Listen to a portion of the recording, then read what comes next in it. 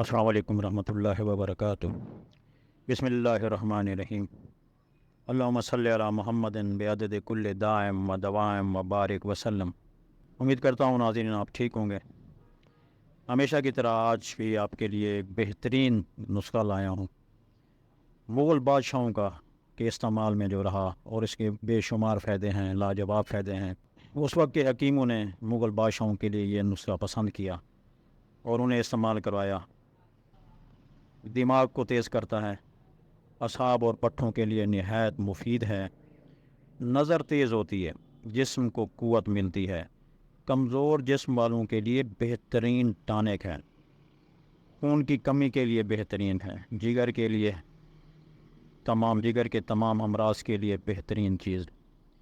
نسخہ یہ ہے: خوبانی خشک، چھوارے، کشمش تینوں 100 گرام لے لیں، مربع آملہ 300 گرام، مربع بھی 200 گرام، مربع سیب 200 گرام، مربع ادرک 200 گرام، چاندی کے ورق 1 بنڈل۔ ترکیب اس کے بنانے کی یہ ہے: تمام خشک اجزاء خوبانی چھوارے کی گٹیاں نکال لیں، باریک کریں، پھر ان میں تمام مربع جات شامل کر کے کوٹیں۔ جب اچھی طرح باریک ہو جائیں تو اس میں ورق ڈال دیں اور ملا لیں۔ صبح و شام 1 چمچ دودھ کے ہمراہ لیں۔ اللہ آپ کا حامی و ناصر ہو۔